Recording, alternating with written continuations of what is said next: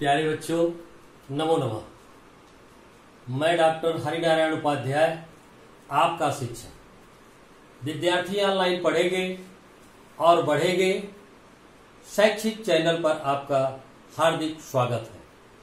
जैसा कि आप सब लोगों को ज्ञात है कि हम लोग पिछली कक्षा में लकार का अध्ययन कर रहे थे और उस लकार के अध्ययन में हमने आपको आज्ञा अर्थ लोट लकार और विधिलिंग लकार के विषय में अध्ययन कराया। आइए हम भूतकाल लंग लकार के विषय में अध्ययन करते हैं और आपको छोटे छोटे वाक्यों में बताने का प्रयास करते हैं कि किस तरह से हम बिना कर्म के केवल कर्ता और क्रिया के आधार पर जो वाक्य बनते हैं कैसे हम उनको आसानी से कर लेते हैं, और यदि हमारी यह प्रक्रिया सफल रही तो हम बड़े से बड़े वाक्य को भी कर लेंगे। अब आइए, भूतकाल का अर्थ होता है बीता हुआ, जो बीत जाए। बीता हुआ का तात्पर्य हुआ कि काम समाप्त हो जाता है और उसको हम भूतकाल कहने लगते हैं। व्यवहारिक जीवन में हम भूत प्रेत का नाम तो सुनते ही हैं। जैसा कि लोग कहते हैं कि जो इस दुनिया में नहीं रह जाते हैं वो भूत हो जाते हैं। आज का दिन जो बीत जाएगा वो भूत की गणना में हो जाएगा, भूतकाल उसको कहेंगे। तो तात्पर्य कुल मिलाकर के हमारा आपका यह है कि ऐसे वाक्य जो हिंदी में हमको मिलेंगे और संस्कृत में उसका रूपांतरण करना होगा वो भूतकाल में ही होंगे। और भूतकाल के हिंदी वाक्यों का रूपांतरण हम कैसे करते हैं, आइए हम आपको इस पाठ के माध्यम से बताने का प्रयास करते हैं। जैसे प्रथम पुरुष में हम एक धातु को ले लेते हैं। जैसे पा का अर्थ होता है पीना, परस्मय पदी धातु है, पा का अर्थ होता है पीना। ये पा धातु हो गई। अब पा धातु का रूप हमको चलाना है प्रथम पुरुष एक वचन में, द्विवचन में, बहुवचन में, और मध्यम पुरुष में भी एक वचन में, द्विवचन में और बहुवचन में। उत्तम पुरुष में एक वचन में, द्विवचन में और बहुवचन। अब हम हिंदी का एक छोटा सा वाक्य लेते हैं जिसमें केवल कर्ता रहेगा और क्रिया रहेगी। यहां पर हम एक छोटा सा वाक्य लिखते हैं। पहले पा धातु का रूप लिख लेते हैं हम सभी पुरुषों में और सभी वचन में। यहां पर वचन है, यहां पर पुरुष है। तो हम इसको अगर लिखेंगे अपीवत, यहां पर एक वचन में अपीवत, अपीवताम, अपीवताम,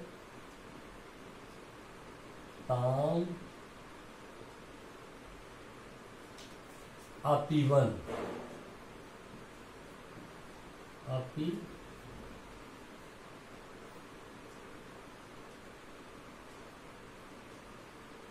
यहां हो गया अपीवत, अपीवताम, अपीवन, अपीवह।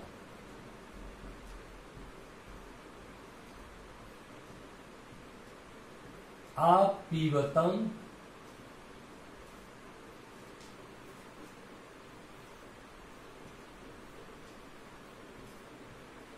अपीवन,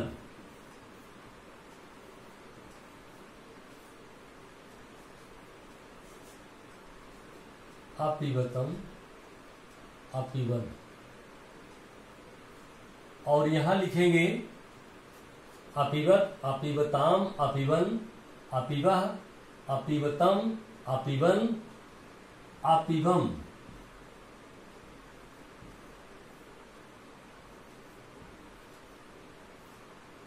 अपिबम, अपिबाव,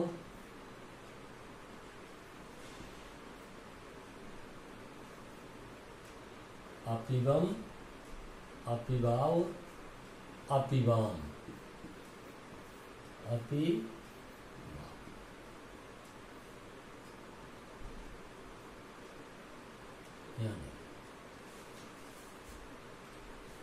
हमने पा धातु का रूप भूतकाल लंग लकार में एक वचन, द्विवचन, बहुवचन के अंतर्गत प्रथम पुरुष, मध्यम पुरुष और उत्तम पुरुष तीनों में लिख लिया। अब हम देखते हैं कि किस प्रकार से हमारा ये अनुवाद चलता है। जब हम इसको वाक्य के माध्यम से हल करने का प्रयास करते हैं तो किस प्रकार से हम वाक्य बनाते हैं।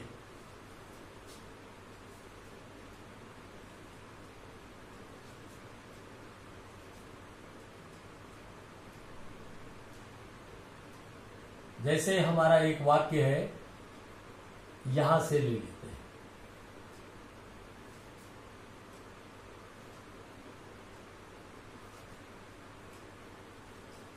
यहां पर जो रूप है ये अपिवत हो जाएगा।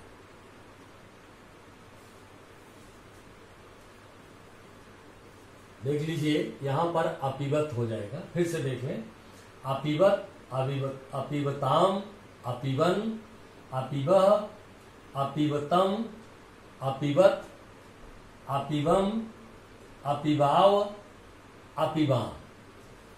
ये रूप चलता है। हम एक वाक्य को ले लेते हैं, यहां पर एक शब्द को लेते हैं धातु रूप में। यहां पर हम लिखते हैं वह, उसने,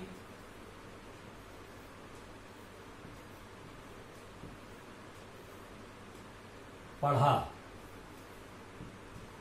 ये वाक्य हो गया। उसने पढ़ा का तात्पर्य हुआ यहां पर साह। अगर हम पढ़ा लेते हैं तो लिखेंगे अपठक।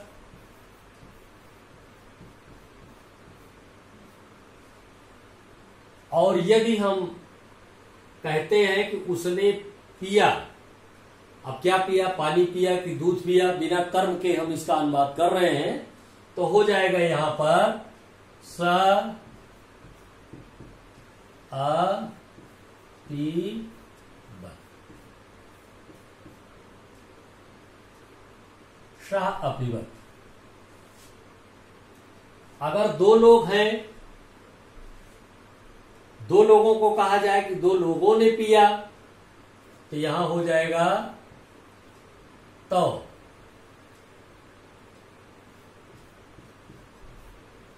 तो अपिवताम, अपिवताम।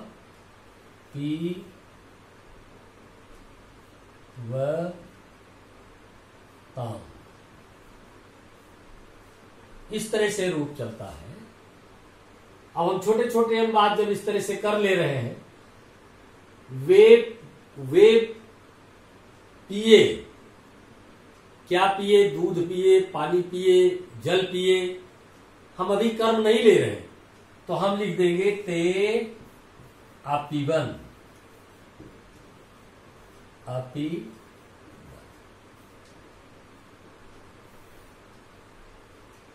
उसी तरह से तुमने पिया,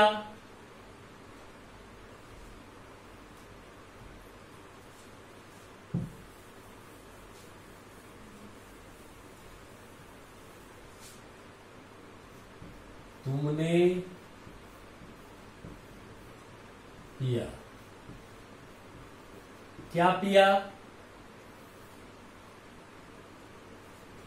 अब वही फिर प्रश्न उठता है, दूध पिया, पानी पिया, जो भी पिया, तो यहां लिखा जाएगा त्वम अपीवः। अपी, अगर दो लोग हैं तो युवाम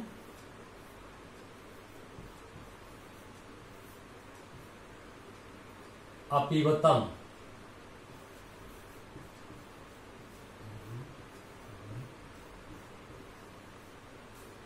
अपीवतम।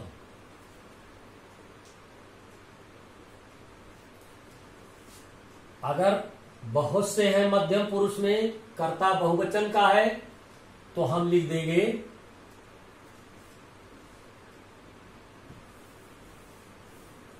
त्वम युवाम यूयम। यूयम अपीवत।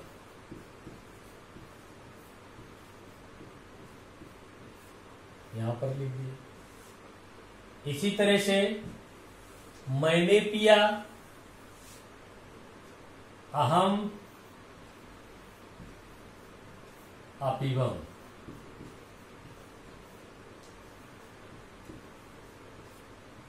हम दोनों ने पिया, आवाम अपीवाव।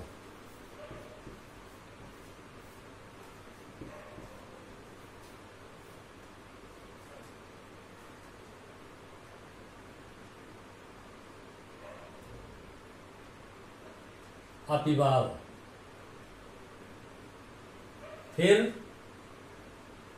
अपीवाम, हम सबने पिया, वयम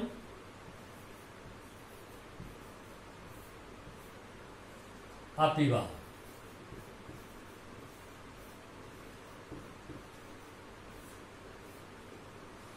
इस तरह से छोटे छोटे वाक्यों के माध्यम से हमने प्रयास किया है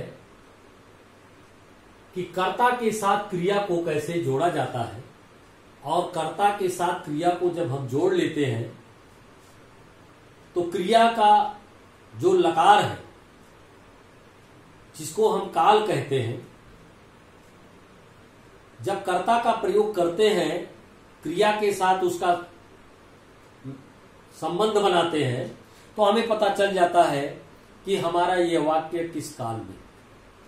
तो यहां पर हमने आपको भूतकाल लंग लकार में पाद धातु को लेकर के, जिसका अर्थ होता है पीना, इस पीना के माध्यम से, पाद धातु के माध्यम से हमने रूप चलाया। अपीवत, अपीवताम, अपीवन, अपीवह, अपीवतम, अपीवत, अपीवम, अपीवाव, अपीवाम। इस तरह से रूप चलता है जब, तो इसी तरह से हम अनुवाद भी बनाने का प्रयास करते हैं। यहां देखते हैं कि यहां वचन कौन सा है, और यहां देखते हैं कि पुरुष कौन सा है। 3 पुरुष 3 वचन आपको मैंने बताया है, और काल तो 5 होते हैं जो आपके कोर्स में प्रिस्क्राइब्ड है। उसमें से हम चौथा काल पढ़ रहे हैं, और छोटे छोटे वाक्यों को लेकर के मैंने इसे आपको समझाने का प्रयास किया। मुझे ऐसा लगता है कि आप लोग छोटे छोटे वाक्यों के माध्यम से भूतकाल को समझ गए होंगे। हम विस्तृत चर्चा करेंगे आगे अनुवाद में। अभी हम छोटे छोटे वाक्यों को बना करके ही आप सबके मस्तिष्क में बैठाना चाहते हैं कि किस प्रकार से हम एक छोटी यूनिट से बड़ी यूनिट की तरफ बढ़ते हैं। जैसे मैं जानता हूं कि हमको शब्द लिखने के पहले वर्ण का ज्ञान आवश्यक होता है, और वाक्य लिखने के लिए शब्दों का ज्ञान आवश्यक होता है, और गद्यांश लिखने के लिए पूरा एक पैराग्राफ लिखा जाए उसके लिए विस्तृत वाक्यों की जरूरत होती है। अंकगणित जैसे आप पढ़ते हैं, गणित में आपको पहले संख्या की जरूरत पड़ती है, 1 से लेकर के 9 तक या 0 से लेकर के 9 तक। जब आप गिनती में पारंगत हो जाते हैं तो वही गिनती, वही संख्याएं आपको पूरा गणित के संसार में काम देती हैं। उसी तरह से प्यारे बच्चों, आपको अगर प्रत्याहार याद हो जाए, स्वर याद हो जाए, व्यंजन याद हो जाए, शब्द रूप याद हो जाए, धातु रूप याद हो जाए, कर्ता क्रिया का ज्ञान हो जाए, तो निश्चित रूप से आप भी अनुवाद कर लेंगे, इसमें जरा सा भी संदेह नहीं। इसलिए मैंने प्रयास किया है अपने पठन पाठन के कार्यक्रम में कि आपको हम छोटे से छोटे वाक्यों के माध्यम से, अगला प्रयास हो कि बड़े से बड़े वाक्यों का अनुवाद किया जा सके। आइए इसके बाद हम दूसरा लकार पढ़ते हैं, जिसका नाम है लृट लकार भविष्य काल। भविष्य का तात्पर्य होता है आगे आने वाला जो भी कार्य है वो भविष्य काल में के अंतर्गत आता है। जैसे हमने यहां लिखा लृट लकार, और जानकारी के लिए यहां पर भविष्य लिख दिया तो ये भविष्य काल से और स्पष्ट हो जाता है कि हम जो भी अध्ययन करेंगे इस लकार में भविष्य के विषय में करेंगे। जो भी वाक्य बनाएंगे वो भविष्य काल से संबंधित होंगे। आइए हम उसी प्रकार से, जिस प्रकार से हमने पा धातु को लिया था, पा का अर्थ होता है पीना, और हमने प्रथम पुरुष, मध्यम पुरुष, उत्तम पुरुष लिख करके एक वचन, द्विवचन,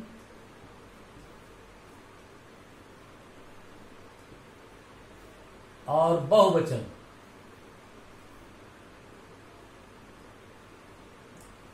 के माध्यम से समझाने का प्रयास किया था। उसी तरह से यहां भी पा धातु का रूप हम लिट लकार में चलाएंगे, जिसका अर्थ होता है पीना। हम प्रथम पुरुष में इसका रूप चलाएंगे तो होगा पाश्यति, पाश्यतः,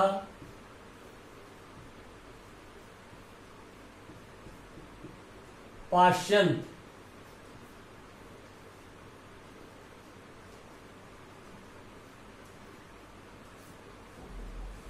पाश्यसि,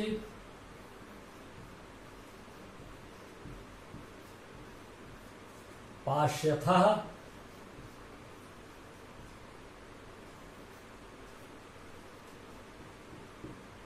पाश्यथ,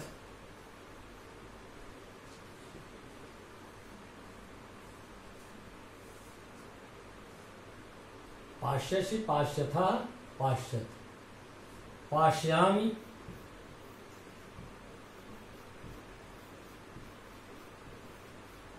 पाश्यावः,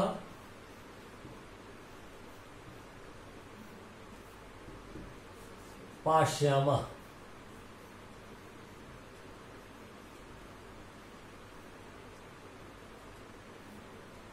ये अब हम एक वाक्य बनाते हैं। देखिए यहां पर, वह पिएगा, तो हम यहां पर प्रथम पुरुष एक वचन कर्ता के साथ में यहां पर लिख देंगे सह पाश्यति।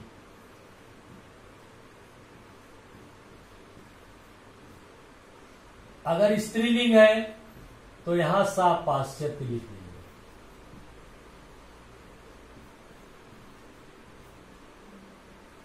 लिंग चाहे स्त्रीलिंग हो चाहे पुरुष पुल्लिंग हो, उसका क्रिया के ऊपर कोई प्रभाव नहीं पड़ता है।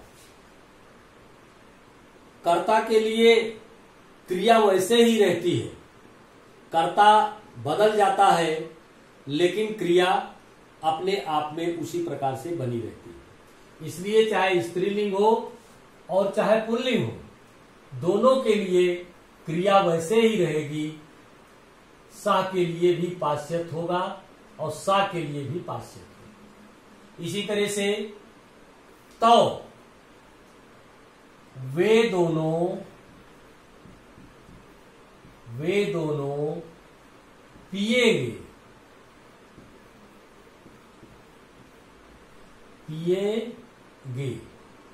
वे दोनों पिएंगे, तो यहां हो जाएगा तो पाश्चात्य, अर्थात द्विवचन में वे दोनों पिएंगे, प्रथम पुरुष द्विवचन। अब इसी प्रकार से हम ते शब्द लेते हैं, ते शब्द लेते हैं। ते का अर्थ होता है प्रथम पुरुष में बहुवचन।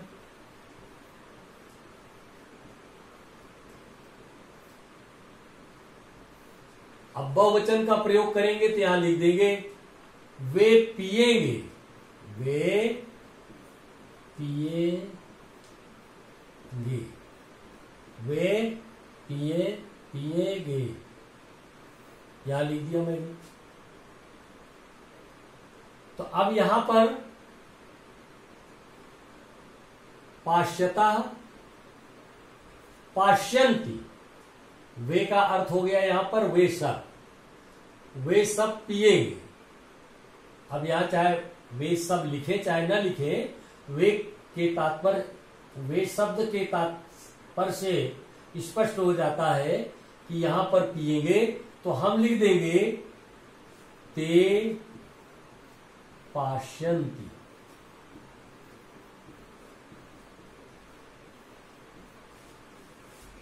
समझ रहे होंगे आप लोग। मध्यम पुरुष में तुम पियोगे, तुम पियोगे का क्या लिखेंगे? तुम पियोगे। ये संस्कृत का अनुवाद जब बनेगा तो मध्यम पुरुष एक वचन का है, तो इसको हम बना लेंगे त्वम पाश्यसि,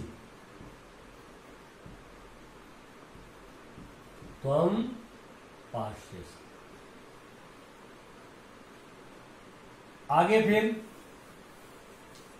युवाम के लिए, द्विवचन के लिए कौन सा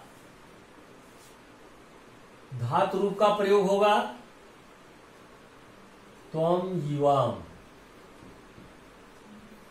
युवाम के लिए हम दोनों, तुम दोनों पियोगे, यहां लिख देते हैं तुम दोनों पियोगे। तो यहां लिख देंगे युवाम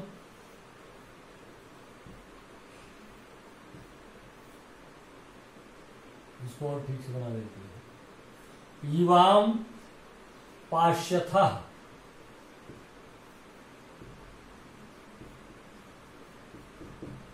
इस प्रकार से वाक्य हो गया तुम दोनों पियो। तुम सब पियोगे,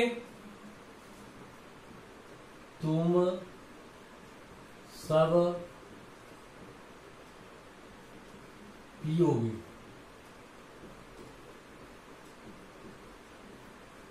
तुम सब की संस्कृत हो जाएगी त्वम युवाम यूयम।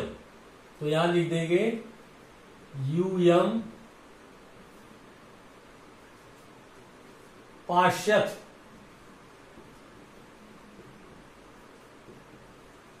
पाश्यथ। ये हो गया शब्दार्थ। यूयम पाश्यत का अर्थ हो गया तुम सब पियोगे, मध्यम पुरुष बहुवचन। आइए उत्तम पुरुष में मैं पीऊंगा एक वचन में हम अनुवाद करते हैं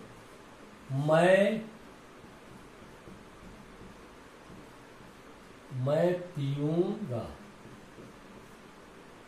मैं पीऊंगा। अहम पाश्याम,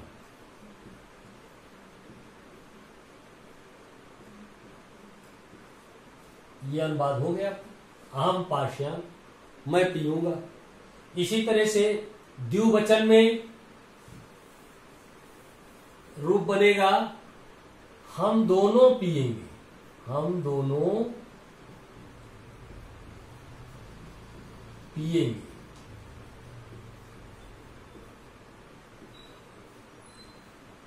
हम दोनों पिएंगे का हो जाएगा आवाम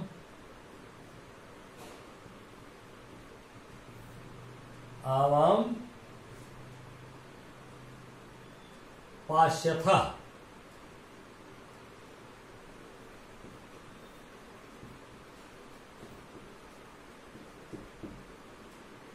आवाम पाश्यथा। अब हम बहुवचन में जब आते हैं तो हम सब हो जाएगा, तब हम लिखेंगे हम सब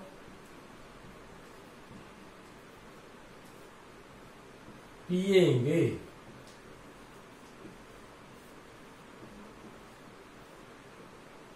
पिएंगे। क्या हो जाएगा वयम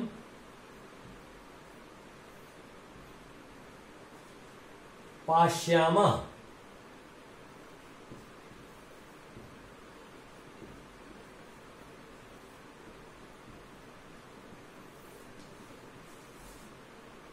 इस प्रकार से प्रथम पुरुष, मध्यम पुरुष, उत्तम पुरुष,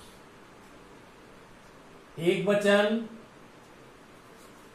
द्विवचन, बहुवचन, पूरा पुरुष का संसार इन्हीं तीनों पुरुषों में बसा हुआ है। प्रथम पुरुष, मध्यम पुरुष और उत्तम पुरुष। और संस्कृत में दुनिया की सारी वस्तुएं केवल 3 जगह विस्थापित हैं, जिसको हम कहते हैं एक वचन, द्विवचन और बहुवचन। तो प्यारे बच्चों, हमने आपको छोटे छोटे वाक्यों के माध्यम से बोध कराने का प्रयत्न किया है। हमारा लकार का जो केवल कर्ता और क्रिया के माध्यम से पाठ का उद्देश्य था वो समाप्त हुआ।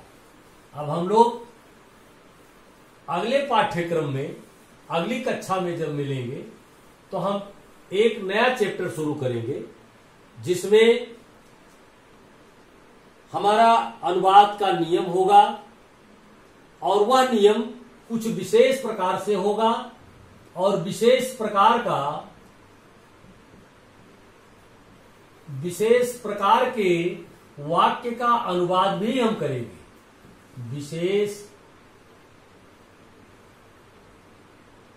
विशेष प्रकार के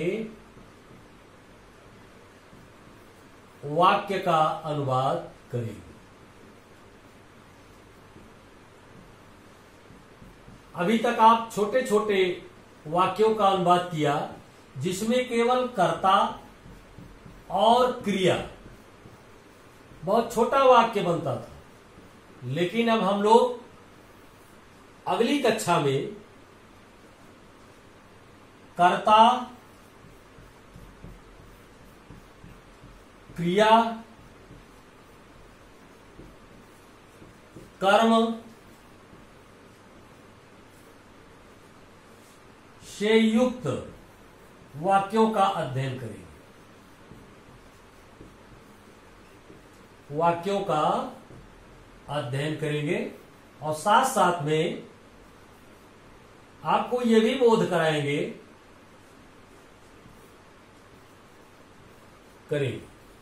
साथ साथ आपको ये भी बोध कराएंगे कि विभक्तियों के माध्यम से जो मैंने अध्ययन किया है वह किस प्रकार से प्रथमा विभक्ति, उसका चिन्ह क्या होता है आपने पढ़ा ही है।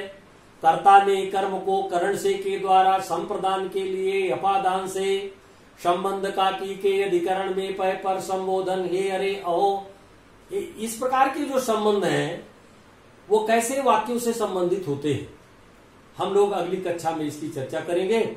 आज यहीं पर हमारी कक्षा का विश्रांत होता है।